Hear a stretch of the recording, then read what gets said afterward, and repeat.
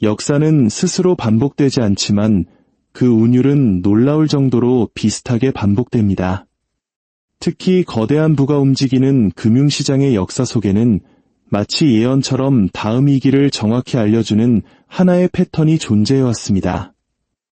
오늘 우리가 나눌 이야기는 단순한 경제이론이 아닙니다. 지난 100년간 모든 주요 시장 붕괴 직전에 세상에서 가장 영리한 투자자들이 마치 약속이라도 한 듯 똑같이 취했던 3가지 행동에 대한 기록입니다. 이 이야기가 여러분의 자산을 지키는 지혜가 될 것이라 믿으신다면 잠시 시간을 내어 구독과 좋아요를 눌러주십시오. 지혜를 나누는 것은 가장 큰 축복이며 여러분의 작은 행동이 저희에게는 다음 이야기를 만들어갈 큰 힘이 됩니다. 1929년 대공황이 세상을 휩쓸기 직전 케네디 가문의 창시자 조지프 케네디는 단 3가지 행동을 했습니다. 바로 현금, 금, 그리고 변동성 투자였습니다. 시장이 89% 폭락하고 나라 전체가 무너져 내릴 때 그는 5천만 달러라는 거금을 손에 쥐고 유유히 빠져나왔습니다. 시간이 흘러 1987년 블랙 먼데이가 닥치기 전 전설적인 투자자 폴 튜더 존스 역시 똑같은 3가지 수를 두었습니다. 현금, 금, 변동성. 다우지수가 하루 만에 22% 폭락하던 그날 그는 단 하루에 1억 달러를 벌어들였습니다. 그리고 우리 기억에 선명한 2008년 영화 빅쇼트의 실제 주인공 마이클 버리와 존 폴슨 또한 정확히 이 3가지 행동을 반복했습니다. 금융 시스템 전체가 녹아내리는 동안 그들은 수십억 달러의 부를 쌓았습니다. 그리고 지금 워렌 버핏, 레이 달리오를 비롯한 세계 최고의 투자자들과 거대 헤지펀드들이 다시 한번 이 3가지 행동을 조용히 실행하고 있습니다. 2가지도 5가지도 아닌 지난 한 세기 동안 모든 거대한 시장 붕괴 직전에 어김없이 나타났던 바로 그 3가지 행동입니다. 현금, 금, 그리고 변동성. 이것은 우연이나 이론이 아닙니다.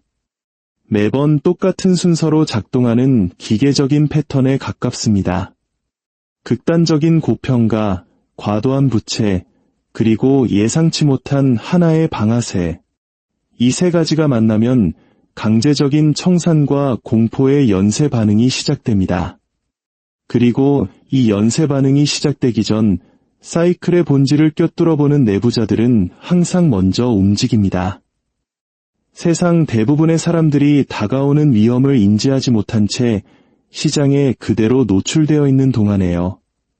그렇다면 왜 이 3가지 행동이 항상 효과가 있었을까요? 그 원리는 놀랍도록 간단하고 강력합니다. 첫째, 현금은 당신을 강제 매도의 위험에서 보호합니다. 시장이 무너질 때 사람들은 팔고 싶어서 파는 게 아닙니다. 빚을 갚기 위해, 마진콜을 막기 위해 팔아야만 하는 상황에 내몰리기 때문입니다. 현금을 가진 자는 이 강제 청산의 파도에서 자유롭습니다. 둘째, 금은 시장 붕괴 이후에 필연적으로 뒤따르는 통화가치 하락으로부터 당신의 구매력을 지켜줍니다. 위기가 터지면 중앙은행은 시스템을 구하기 위해 돈을 찍어냅니다.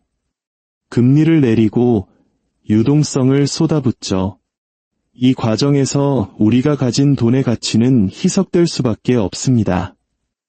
금은 이럴 때 가치를 보존하는 가장 오래된 피난처입니다. 셋째, 변동성 투자는 시장이 격렬하게 무너질 때 그 혼란 속에서 막대한 수익을 올릴 기회를 제공합니다. 다른 모든 자산이 추락할 때 유일하게 폭등하는 것이 바로 변동성입니다. 이 3가지는 방어와 공격을 완벽하게 조합한 하나의 사이클입니다. 그리고 이 패턴이 반복되는 이유는 시장 붕괴의 물리학이 항상 동일하기 때문입니다. 1929년 조지프 케네디는 모두가 빚을 내주식을 사는 광기를 목격했습니다. 그는 실질적인 매수 기반 없이 가격만 오르는 거품을 보았고 아주 작은 충격에도 마진콜 연쇄 반응이 터질 것을 직감했습니다. 그래서 그는 몇 달에 걸쳐 조용히 자신의 주식을 팔아 현금으로 바꿨습니다. 모두가 영원한 호황을 믿을 때 그는 이미 안전지대로 대피를 마친 것입니다. 영리한 돈은 결코 요란하게 퇴장하지 않습니다. 아무도 눈치채지 못하게 여러 번에 걸쳐 조용히 빠져나갑니다. 지금 오마하이 현인 워렌 버핏이 하고 있는 일이 바로 이것입니다. 그는 분기마다 계속해서 현금 보유량을 늘려가고 있습니다. 한때 가장 사랑한다고 말했던 기업들의 지분마저 줄여가고 있죠. 그 기업들을 싫어해서가 아닙니다. 기업의 본질적 가치에 비해 가격이 너무 비싸졌기 때문입니다. 그의 현금 보유액은 지금 역사상 최고 수준입니다. 이것은 우연이 아니라 명백한 준비입니다. 금은 두 번째 수순입니다. 1929년 대공황 이후 달러는 평가절하되었습니다. 1987년 블랙먼데이 이후 연준은 시장에 엄청난 유동성을 공급했습니다. 2008년 금융위기 이후엔 양적 완화라는 이름으로 수조 달러를 찍어냈습니다. 그리고 이 모든 순간에 금은 화폐 가치의 하락을 방어하며 구매력을 지켜주었습니다. 이것이 바로 지금 전 세계 중앙은행들이 역사적인 규모로 금을 사들이고 있는 이유입니다. 그들은 다가올 위기, 그리고 그 위기 뒤에 올 통화 정책의 변화에 대비하고 있는 것입니다. 금은 부자가 되기 위한 수단이 아닙니다. 시스템이 흔들릴 때 가난해지지 않기 위한 보험입니다. 그리고 마지막 세 번째 행동, 변동성 투자는 기회의 영역입니다. 케네디는 주식을 공매도하여 공포로부터 돈을 벌었습니다. 폴 튜더 존스는 풋옵션을 사들여 몇 시간 만에 수억 달러를 벌었습니다. 마이클 버리와 존 폴스는 신용보호 상품을 통해 금융 시스템의 균열을 수십억 달러의 수익으로 바꿨습니다. 시장이 공포에 휩싸이면 변동성은 서서히 오르는 것이 아니라 말 그대로 폭발합니다. 아주 적은 돈으로 투자해도 수십, 수백 배의 수익이 가능해지는 것이죠. 이것이 바로 정교한 투자 펀드들이 지금 대중의 눈에 띄지 않게 조용히 VIX 콜옵션이나 풋옵션 같은 보호장치를 사들이고 있는 이유입니다. 대부분의 사람들은 시장 붕괴가 신문 헤드라인을 장식할 때 시작된다고 착각합니다. 하지만 진짜 위기는 그보다 훨씬 전에 시스템 내부에서 신용 경색, 유동성 고갈, 그리고 거대 투자자들의 조용한 자금 인출과 같은 형태로 시작됩니다. 뉴스가 문제를 보도할 때쯤이면 내부자들은 이미 포지션 변경을 마친 뒤입니다. 대중은 항상 마지막에 붕괴를 목격합니다. 이것이 바로 이 세 가지 행동이 충격이 오기 12개월에서 18개월 전에 미리 이루어지는 이유입니다. 그리고 지금 거대 기관들의 움직임을 볼 때 우리는 바로 그 시간의 창안에 들어와 있습니다. 이미 균열의 징후는 곳곳에서 보입니다. 기업 내부자들은 과거 시장 고점과 유사한 수준으로 주식을 매도하고 있습니다. 상업용 부동산은 높은 금리로 인한 재융자 압박에 시달리고 있습니다. 은행들은 조용히 대출을 줄이고 있습니다. 지정학적 긴장감이 높아짐에도 불구하고 시장 변동성은 부자연스러울 정도로 낮은 수준에 머물러 있습니다. 이것들은 개별적인 신호가 아니라 구조적인 경고음입니다. 시장의 붕괴는 감정적인 현상이 아니라 기계적인 과정입니다. 극단적인 가치 평가로 시작해 레버리지가 쌓이고 작은 충격이 방아쇠를 당기면 강제 매도가 또 다른 강제 매도를 부르는 청산의 파도가 시스템 전체를 덮칩니다.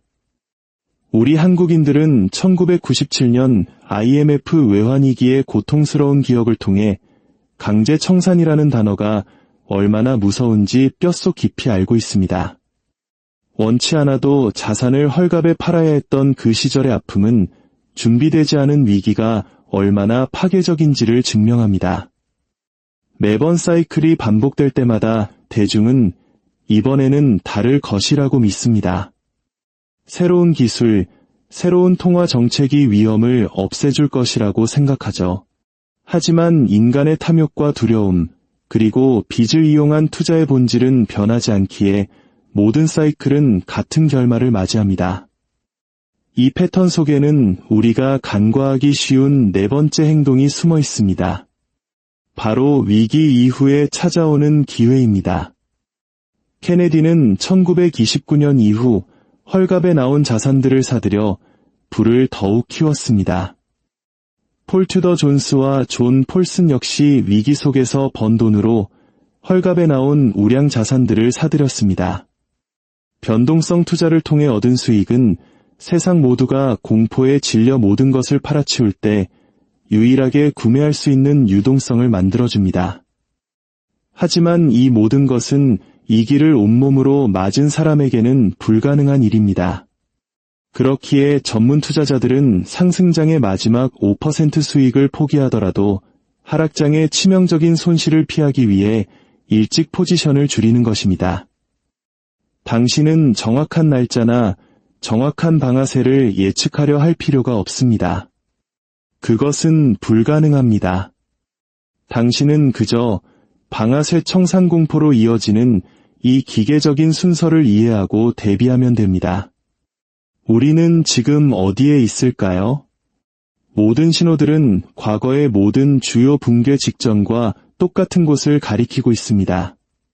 높은 자산 가치, 기관들의 기록적인 현금 보유, 그리고 변동성 해지 수요의 증가. 이것은 누군가의 의견이 아니라 실제로 일어나고 있는 행동입니다. 그들의 행동이 진짜 이야기를 말해주고 있습니다. 질문은 간단합니다. 당신은 미리 준비하겠습니까? 아니면 나중에 반응하겠습니까? 준비는 노출을 줄이고 현금을 늘리고 금을 더하고 제한된 위험을 가진 보호장치를 사는 것을 의미합니다. 반응은 가격이 폭락할 때 공황에 빠져 최악의 순간에 모든 것을 팔아치우는 것을 의미합니다. 시장은 준비하는 자에게 보상하고 반응하는 자를 벌합니다. 시장의 붕괴는 끝이 아닙니다. 그것은 부의 거대한 이전입니다. 빚을 많이 쓴 사람에게서 현금을 가진 사람에게로, 감정적인 사람에게서 훈련된 사람에게로 부가 넘어가는 과정입니다. 당신은 어느 쪽에 설 것인지 선택해야 합니다.